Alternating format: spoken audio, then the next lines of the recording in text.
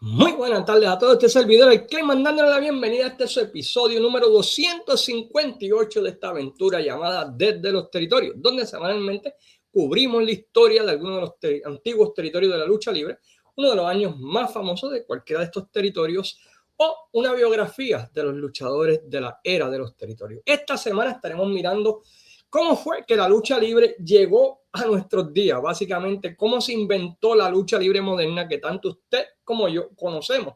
Y estaremos hablando acerca de los innovadores y creadores de la lucha libre moderna, el Goldust Trio. Pero antes de comenzar, queremos como siempre agradecer a las siguientes páginas por compartir y darle share al podcast, entre ellas la empresa número 1 de Florida que está celebrando su aniversario, Pride of Wrestling, con su próxima cartelera Prideversary, que el cual pueden buscar información en YouTube, Instagram, Facebook, en donde sea. Y van a encontrar información de esa gran cartelera que no se pueden perder. También el podcast Simplemente Robbie, historias del puro Trifulca Media, Guerrilla Wrestling, 100% Wrestling Podcast, formado en el deporte, Fiebre Wrestling, la página Fanáticos de la Lucha Libre Old School, La Vuelta Montesino, Legacy Wrestling, como lo haría él y yo, Collection Spot de Rigo Ventura, Pro Wrestling Hidden Gems, World Wrestling Archive y Royal Wrestling Podcast. Como les dije, ¿se ha preguntado usted cómo fue que llegamos a tener una cartelera de más de 10 luchas? ¿Han podido seguir una compañía mientras van de ciudad en ciudad? ¿Les gusta ver movidas como Suplex City, que si el Amdra, que si Powerbombs, que si Super Kicks? Pues si es así, les voy a contar la historia de las 3 personas que hicieron que todo eso que a ustedes les gusta ver en la lucha libre moderna de hoy fuera posible. Las 3 personas que inventaron lo que conocemos hoy como la lucha libre moderna. Y este es el grupo conocido como el Goldust Trio de Ed Strangler Lewis, Billy Sandow y Joseph Toots Monks, quienes en los años 20 cambiaron el mundo de la lucha libre para siempre, y los efectos de su innovación todavía se sienten hoy en día en el 2026, más de 106 años desde que ellos diseñaron lo que se conoce hoy como la lucha libre moderna. Pero antes de entrar de lleno en cómo lo hicieron, pues sería bueno ver quiénes eran estas personas. Y no voy a entrar en detalles, en todos los detalles, pero les voy a dar una idea general de quién era cada quien. Aunque, ¿verdad? Pues ustedes pueden buscar información de estos 3 y créanme, les va a encantar, ¿verdad? Estos 3 tipos. Comenzamos pues, con la figura principal, con la persona que, por la razón por la cual se hizo este invento. Estamos hablando de Ed the Strangler Lewis, un luchador nacido en Wisconsin. Lewis se convierte en luchador a la edad de 14 años y rápidamente se convierte en uno de los mejores draws de esa época, convirtiéndose en campeón mundial a la edad de 20 años y convirtiéndose también en uno de los estelaristas más importantes del mundo de la lucha libre luego de la Primera Guerra Mundial. Un luchador, ¿verdad? Pues que entrenó o estuvo de manejador de lutes, ayudó a otros muchos luchadores a través de los años. Básicamente una de las figuras más importantes de la era moderna, bueno, de la era de los 20, 30, 40, 50 de la lucha libre alrededor del mundo. La otra persona que estaba como parte de este Goldust Trio era un tipo que se llamaba Billy Sandow. Billy Sandow era un luchador que era bastante bueno, pero no se puede decir que era un estelarista, pero era un tipo que era excelente en esto de manejar dinero, planificar los arreglos de los luchadores y de hacer todo este tipo de cosas, ¿verdad? Backstage, para hacer, ¿verdad? Pues que todo corriera de la manera más justa y más correcta posible. Y él conoce a Strangler Lewis durante la Primera Guerra Mundial y se convierte legítimamente en su manejador y encargado de todo lo relacionado con el luchador durante este tiempo de los años 20.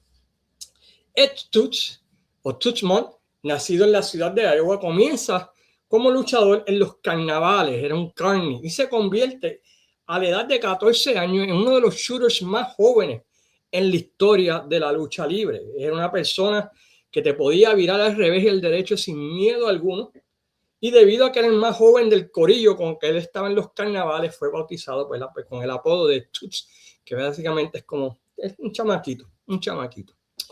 ¿Cómo es que estas 3 personas llegan a formar parte de este trío y cómo es que cambian el mundo de la lucha libre? Bueno, pues en 1920 Sandow era el manejador de Strangler Lewis, quién era el campeón mundial, y estaba buscando, por decirlo así, un enforcer o un shooter, por decirlo así, que sirviera de sparring partner o de compañero de entrenamiento de Lewis, y que de cierta manera también protegiera al campeón de cualquier loco que tratara de hacer una movida graciosa o tratara de ponerse fresco con el campeón, porque Strangler Lewis era la gallinita de los huevos de oro de aquel tiempo de la lucha libre. Así que Sandow, Tuchman es recomendado y llega a formar parte de este corillo y se gana la confianza de Lewis y de Sandow, ¿verdad? Y comienzan a trabajar los tres juntos, ¿verdad? Para proteger básicamente y cómo tratar de hacer la mayor cantidad de dinero posible usando a Strangler Lewis, que era el draw, ¿verdad? Desde el corillo, ¿no? O sea, cómo podemos explotar a esta persona, no explotar en el sentido de tratar de hacernos de dinero los tres, básicamente, no que estaban tratando de explotarlo como esclavos, sino de cómo podemos maximizar todas las ganancias que podemos sacar con Strangler Lewis, que en aquel tiempo pues era una máquina de printear dinero. Pues durante esa época, post Primera Guerra Mundial, la lucha libre comenzó a decaer. Pues ahí hubieron varios factores, ¿no? La gente se estaba recuperando de la Primera Guerra Mundial, pero otro de los factores era que las luchas eran larguísimas. Créanme, en una cartelera de una lucha, podían las luchas durar 3, 4, 5, 6 horas. Inclusive el mismo Lewis luchó contra un luchador llamado Joe Stretcher por más de 5 horas. Y la realidad es que yo no sé ustedes, pero ven una lucha por 5 horas. ¿Se imaginan ver a Cody Rhodes contra Randy Orton en WrestleMania por 5 horas? No, pegamos un tiro. Y también la realidad es que en aquel tiempo, básicamente, la lucha libre pues era más llaveo en el piso, que si candado, que si reverse, que si arm drag, que si esto y lo otro. Y la realidad pues que ver dos tipos por 5 horas, por más buenos que fueran haciendo esto, pues ya estaba aburriendo a la gente. Que decían, diálogo, para ver a dos tipos por 5 horas rodando en el piso, pues para eso me quedo en casa, ¿no? Porque está complicado la cosa. Así que ellos dicen, bueno, pues las asistencias están bajando. ¿Qué podemos hacer nosotros para que las asistencias suban y poder hacer la mayor cantidad de dinero posible? Y digan, bueno, pues, ¿cómo podemos nosotros hacer lo que se hacía en los carnavales? De atraer a la gente a que quiera pagar la taquilla. En los carnavales, pues era por medio de hacer ciertas cosas. En los carnavales lo que hacían es que tenían a alguien que era la persona, ¿verdad? Tenían, en este caso, vamos a poner, por ejemplo, Sandow, que decía, ¿quién se quiere enfrentar a este hombre por $1? Y si lo puedes derrotar, te ganan 10. Y venía del público, ¿verdad? En este caso, y Lewis era el luchador, ¿no? Y venía del público Tuchman y decía, yo. Y en la lucha, ¿verdad? Pues el luchador y el plant, ¿verdad? O en este caso, 2 Months, pues lo hacían bastante competitivo y diálogo. Y 2 Months parece que le va a ganar. Y la gente decía, pues si ese chamaquito puede hacerlo, pues yo creo que yo puedo ganar también. Así que ahora voy yo. Y soltaban el peso. Y venía el shooter y se lo comía, ¿verdad? Y venía el otro, no, pero es que a él no le va a lo que le pasó a mí no me va a pasar. Y venían y pam, y seguían así. Y así es que atraían a la gente, ¿verdad? Engañaban a los marks, y ahí es donde se origina el término de los marks, ¿no? En los tiempos de carnavales. Y decían, ¿y cómo podemos hacer eso mismo, pero que en vez de que se metan al ring, de que paguen la taquilla y nos vean, cómo podemos hacer este deporte más atractivo? Y Tuchman, pensando y entre los tres hablando, y digan, ¿qué tal si hacemos un estilo de lucha totalmente diferente a lo que se está viendo hoy en día? ¿Qué tal si combinamos lo que es la lucha greco-romana con la lucha libre freestyle? Le podemos tirar un sazón de boxeo y le podemos meter, ¿verdad? Pues las peleas que hacían en aquellos tiempos en los campos y le añadimos un poco de teatro, parecido a lo que hacíamos en los carnavales para atraer a la gente a los shows. Y empezaron a tirarse ideas entre los tres. ¿Qué tal si le metemos también, pues, un tiempo límite a las luchas? En vez de que la gente venga por 5 horas, pues le ponemos 1 horita o 20 minutos y así, ¿verdad? Pues podemos quizás hasta presentar varias luchas y así la gente va a pensar contra 5 luchas en vez de una, pues eso, por el mismo precio, son una buena idea y vamos para allá. Y le llamaron a este estilo que crearon en esa reunión el Slam Bang Western Style Wrestling. A ver, Slam Bang Western Style Wrestling. Y es el plano para lo que conocemos hoy en día como la lucha libre moderna. Este concepto rápidamente atrajo la atención de los fans y estos tres empezaron a jugar con este concepto entre ellos, cómo mejorarlo, cómo eliminar cosas malas. Y una de las cosas que dijeron, mano, ¿qué tal si? Fíjate, yo creo que algo que podría ayudar a esto es que si creamos historias, como hacían las radionovelas de aquel tiempo en la radio, ¿verdad? Y pues que la gente pudiera seguir y tenemos esta lucha que se acaba, quizás inventaron el concepto de la descalificación, inventaron el concepto del tiempo límite, inventaron el concepto del countdown, para que así, pues la semana que viene, pues atraerlo, ¿verdad? Pues con la revancha, se acabó el tiempo, ¿qué podrá pasar si le añadimos media hora? Y añadieron, ¿verdad? Pues todos estos conceptos a la lucha libre que no se veían en aquel tiempo. Inclusive dijeron, pues mano, ¿qué tal si hacemos que Luis pierda de vez en cuando?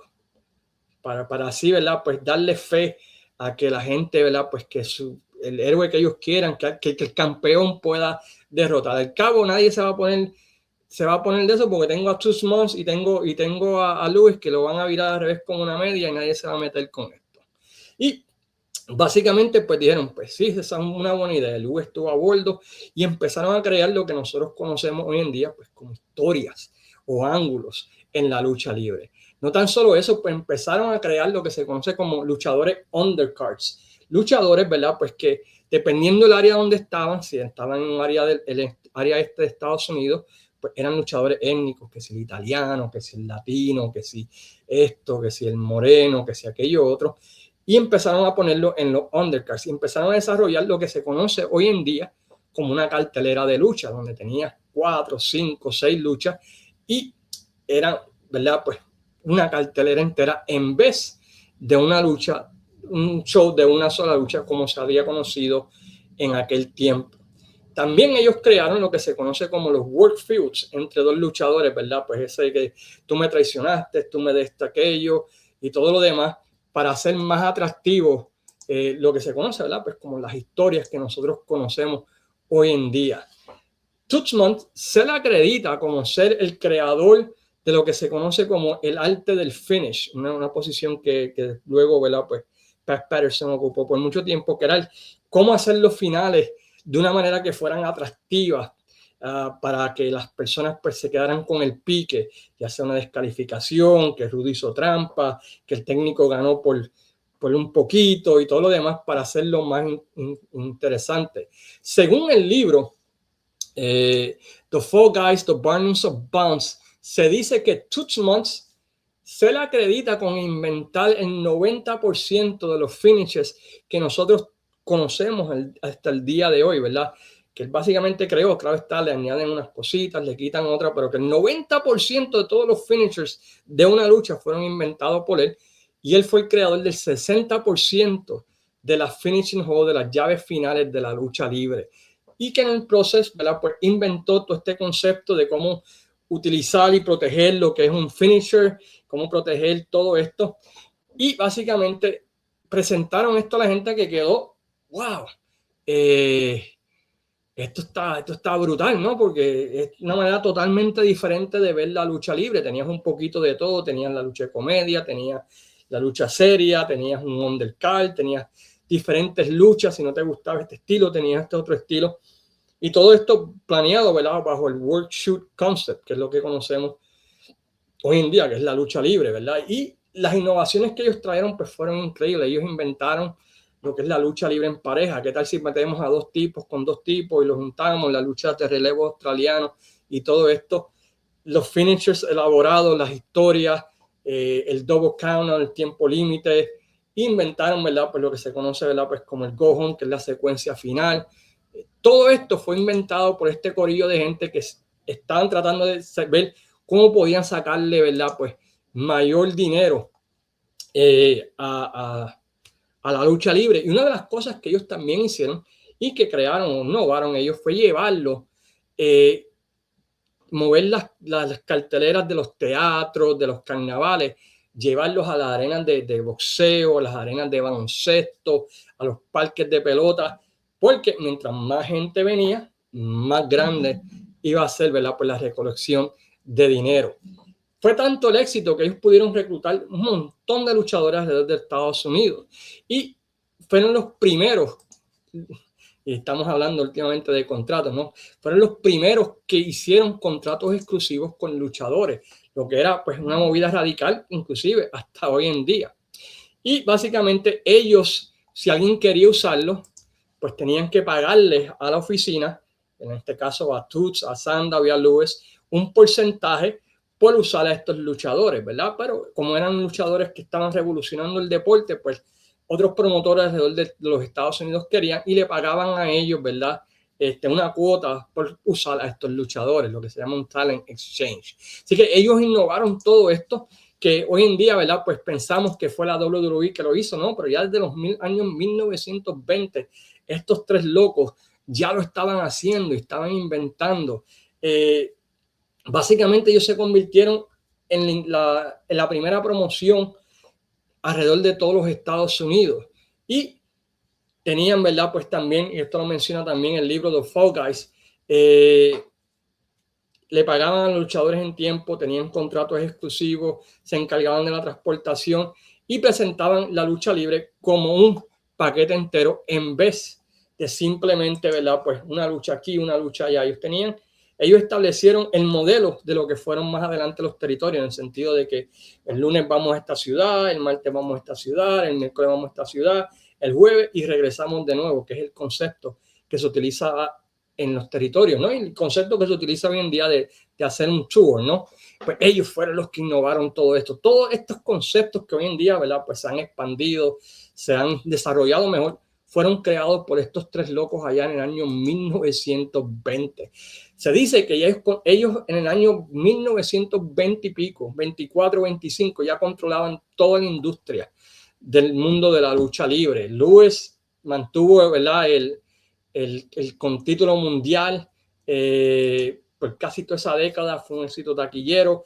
Pudieron lograr, ¿verdad? Cosas que no se hacían, que no habían podido hacer ningún otro promotor de lucha libre en ese tiempo. Lamentablemente, la luna de miel duró 9 años, en 1929, luego, ¿verdad? Pues la Gran Depresión y todo lo demás, empezaron a haber diferencias de opinión, empezando, ¿verdad? Pues primero Sandow con Toots Mondt.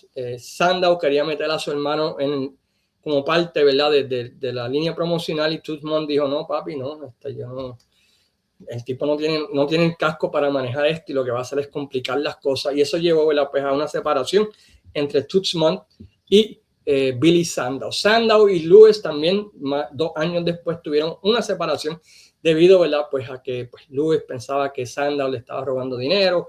Sandow, ¿verdad? Pues pensaba que ya Lewis ya no era el éxito taquillero que era. Y básicamente estos tres se separaron, ¿verdad? Para diferentes aspectos. Sandow continuó por un tiempo con otros promotores promocionando lucha libre y manejando otros luchadores. Lewis continuó siendo un éxito de taquilla y luego, ¿verdad? Pues fue manejador de Lutes y de otros luchadores a través de todos los tiempos. Y Toots Mondt, pues básicamente se queda en el noreste de los Estados Unidos y se junta con un señor que se llama Vince McMahon padre. Yo creo que ustedes lo conocen, y forman lo que se conoció como Capitol Wrestling. Y Capitol Wrestling, pues luego de esto se convirtió en lo que la Worldwide Wrestling Federation y luego en la WWF. Y hoy en día es lo que conocemos, ¿verdad? Pues como la WWE, estableciendo, ¿verdad? Este modelo del Slam Band Western Star Wrestling alrededor del noreste de los Estados Unidos. Algo interesante de este estilo, que aunque fue, ¿verdad? Básicamente, pues el plano principal, cuando llegó al sur, pues fue cambiado radicalmente, aunque usaban ese modelo, pues le añadieron más cositas, le añadieron promos, que usar, ¿verdad? Pues las promos para vender las historias en vez de simplemente la lucha como era en el noreste de los Estados Unidos, feudos personales, luchas con estipulaciones, que si luchas encadenados, luchas, ¿verdad? Pues del hambre de púa, Texas Death Match, y el estilo sureño, ¿verdad? Pues incorporó todo todo lo que ellos aprendieron, incorporaron y le echaron su propio sazón y su propia cosita, y en mi caso, ¿verdad? Pues lo hicieron un estilo más atractivo, ¿verdad? Que el estilo, ¿verdad? Que promocionaba el norte de los Estados Unidos, que siguió basándose, ¿verdad? En ese estilo vamos a dejar que las luchas hablen por sí solos. Esa influencia pues se ve todavía hasta cierta manera en el mundo de la lucha libre, ¿verdad? Vemos AEW, vemos WWE, ellos utilizan ese modelo básicamente, por lo menos el plano de lo que fuese Slam Bam Western Style Wrestling. Si quieren más información de este Goldust Trio, hay varios documentales bastante chéveres en YouTube y también hay un libro que recomiendo, un libro que me regaló mi abuelo cuando yo tenía 9, 10 años. Este libro que se llama Marcus Griffin, The Fall Guys, The Barnums of Bombs. Y básicamente es un libro A la Z de cómo hacer lucha libre. Es básicamente Wrestling for Dummies. Se lo voy a regalar a la oficina de WWC, pero básicamente te explican, ellos tres se juntaron con un reportero, Marcus Griffin, de Daily Mirror, y le explicaron a él, mira, un shoot, esto es cómo se hacen las historias, hacemos esto, estos son los finales, cómo podemos extender este feudo, cómo podemos concluirlo, cómo sabemos, ¿verdad?, que ya este feudo se acabó, cómo sabemos que alguien está caliente que podemos empujar. Básicamente todo lo que tú quieras saber de la lucha libre, por lo menos el plano de lo que es la lucha libre que nosotros conocemos hoy en día, está en este libro, que lo pueden conseguir en Amazon. Dame chequear cuánto lo tienen. Está, si lo consiguen en Kindle, está $4.99, y si lo consiguen en paperback está $33.99. Yo tengo una copia por ahí y no sé si lo tengo en PDF. Si lo tengo en PDF, quizás lo suba, pero tengo que chequear. Y básicamente, ¿verdad?, pues es uno de esos libros que todo fanático de la lucha libre debe de leer, porque es excelente. Y básicamente, ¿verdad?, pues el legado de ellos, pues básicamente, pues es que inventaron lo que nosotros conocemos, ¿verdad?, pues como la lucha libre que nosotros disfrutamos hoy en día. Sin ellos, sin estos conceptos que ellos desarrollaron allá en el 1920, quién sabe cómo estaría la lucha libre hoy en día. Si seguiríamos viendo estas luchas de 5 o 6 horas, si veríamos todavía el concepto de luchadores tirándose en el piso sin hacer muchas cosas, quién sabe, o quizás podía venir alguien más y hacer lo que hicieron ellos, pero ellos fueron los que se sentaron y planearon cómo establecer un estilo totalmente diferente de la lucha libre, que es el que conocemos nosotros hoy en día. Así que espero que hayan podido disfrutar de este podcast. Goldust Trio, Strangler Lewis, Billy Sandow, ¿verdad?, y Ed 2 Months, 3 personas que cambiaron la lucha libre para siempre. Para terminar, pues queremos invitarlo este domingo, ¿verdad?, pues a lo que es el podcast dominical Tonight in the Main Event, donde pues básicamente, ¿verdad?, pues hablamos de una cartelera del pasado.